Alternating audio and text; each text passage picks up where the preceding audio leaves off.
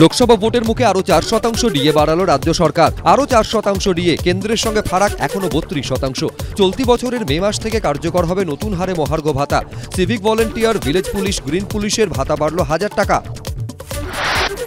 ভোটের মুখে আরো 4% ডিএ বাড়ালো রাজ্য সরকার। কেন্দ্রীয় হারে মহার্ঘ ভাতার দাবিতে অনড় সংগ্রামী যৌথ মঞ্চ।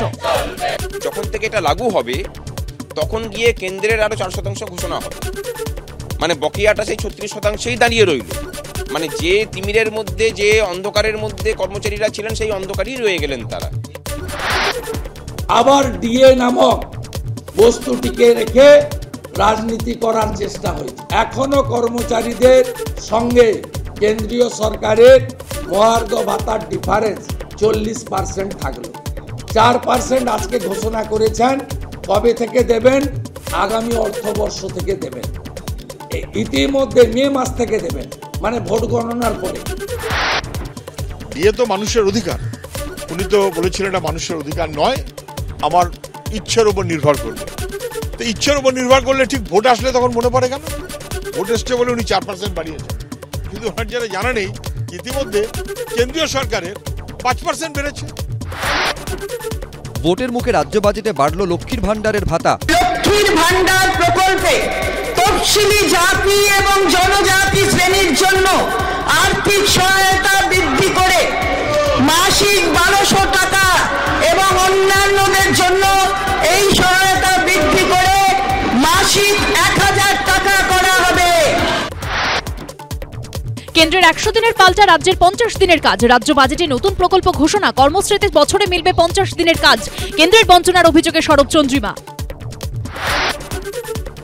বাজেট পেশের সময় বিজেপির বিক্ষোভ, তীব্র আক্রমণে মুখ্যমন্ত্রী। এটা বিজেপির পার্টি অফিস নয়, আপনি বলতে দিচ্ছেন না কেন? তার মানে কি আপনি ভয় পাচ্ছেন? বাজেট পেশের দিনও বিধানসভা চত্বরে উঠল চোর স্লোগান। অধিবেশন কক্ষ থেকে বেরোনোর পর চোর স্লোগান দেন বিরোধী দলনেতা সহ বিজেপি বিধায়করা।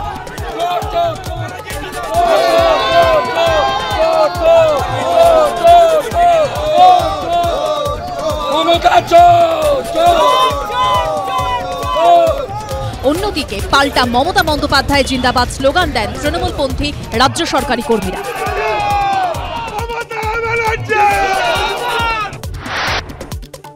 বাঘের ঘরে ক্ষোভের বাসা। সন্ত্রস্ত সন্দেশখালীতে প্রতিরোধের আগুন। পুলিশের সঙ্গে তুমুল বচসা গ্রামবাসীদের একাংশের।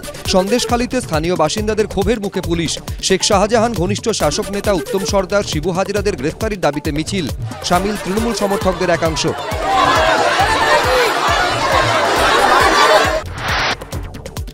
ইডির ভয় লুকিয়ে সন্দেশখালীর বাঘ। ক্রমশ হারাচ্ছে সন্দেশখালীর জমি। পুলিশের সঙ্গে আঁতাতের বিস্ফোরক অভিযোগ। আর 5 দিনের মধ্যেই দেখেছি এখানেই আছে, পুলিশ প্রোটেকশনে আছে। পুলিশ ওপেনলি কথা বলছে সাজান শেখের সঙ্গে। আমরা আইডেন্টিফাই করে যারা জেনুইন তাদেরই অ্যারেস্ট করছি। এখনো পর্যন্ত আমাদের 2 জন গ্রেফতার হয়েছে। এটা মূলত গ্রামবাসীর অভিযোগ এবং পুলিশের যে অভিযোগটা ছিল, পুলিশ সোমোটো কমপ্লেন করেছে, তার বেসিসে আমরা অ্যারেস্ট করছি। উত্তম সর্দার অসুস্থ ছিল, তাকে আমরা রেস্কিউ করেছিলাম। ট্রিটমেন্টের পরে যা ব্যবস্থা নেওয়া হয়েছে সেটা আমরা এখন এত কিছু বলতে পারবো না। আমরা রেস্কিউ করার পরে তার লফুল অ্যাকশন যা নেওয়া হয়েছে, ফার্দার তার কোথায় কি আছে সেটা সব বলা সম্ভব নয়। উত্তমকে আপনারা রেস্কিউ করলেন, ট্রিটমেন্টের ব্যবস্থা করলেন, তার বিরুদ্ধেই গ্রামবাসীদের তার বিরুদ্ধে কোনো রকম ভাবে অভিযোগ নেই।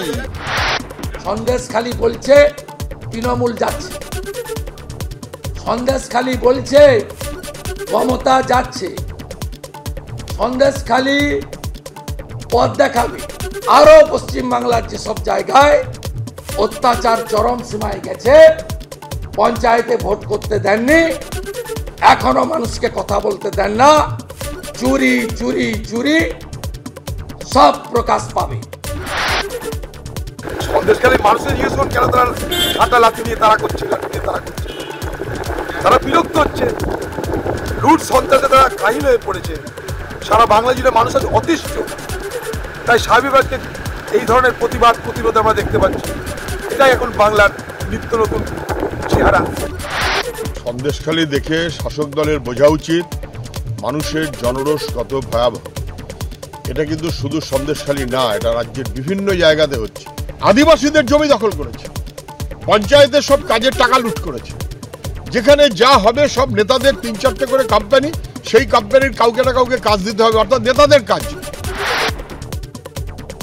সংসদে আজ আমার শেষ দিন, জল্পনা বাড়িয়ে পোস্ট দেবের। ধন্যবাদ দিদি। ঘাটাল লোকসভায় সবাইকে ধন্যবাদ। জল্পনা বাড়িয়ে পোস্ট ঘাটালের তৃণমূল সাংসদ দেবের। আমি দাঁড়াবো কি দাঁড়াবো সেটা স্টেজেও সলিসিটি দিচ্ছি, পার্লামেন্টের ভিতরেও বললাম, সেটা বড় কথা নয়।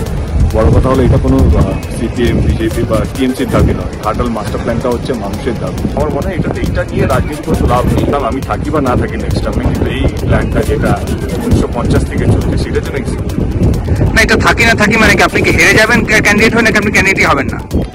হার জিত তো সেটা তো কেউ বলতে পারবে না। আমার মনে হয় যে ভগবান ছাড়া তাছাড়া কেউ বলতে হবে। কেউ যদি প্রমাণ করতে পারে আমি টাকা নিয়েছি, শুধু রাজনীতি নয় ইন্ডাস্ট্রি ছেড়ে দেব। যারা আমার বিরুদ্ধে অভিযোগ করছেন প্রমাণ না করতে পারলে তাঁরা কি রাজনীতি ছেড়ে দেবেন? কাটমানি অভিযোগ নিয়ে পাল্টা চ্যালেঞ্জ দেবের। আমার মনে হয় কি ইডিসিতে 2.5 বছর আগে আমাদের ছিল, এবং একটা কেস আমাদের সামনে জ্বলন্ত এক্সাম্পল আছে পরের কেসটা, যে একটা গাড়ি পেয়েছে, সেই গাড়ির টাকাটা তার যদি কোনো টাকা নিয়ে থাকি কারো কাছ থেকে, তাহলে আমাকে এতদিন কেন ছেড়ে থাকবে? আমি একটা কথা আরেকটা পরিচয় করে দিই, কেউ যদি প্রমাণ করতে পারে আমি টাকা নিয়েছি, আমি শুধু রাজনীতি নয় আমি ইন্ডাস্ট্রি ছেড়ে দেবো। কিন্তু যারা এই দাবিগুলো করছেন তারা যদি প্রমাণ না করতে পারে তারা কি রাজনীতি ছাড়তে পারবে? মা হতে চলেছেন ইয়ামি গৌতম। আর্টিকেল 370 ট্রেলার লঞ্চে খুশির খবর দিলেন ইয়ামির স্বামী আদিত্য ধর।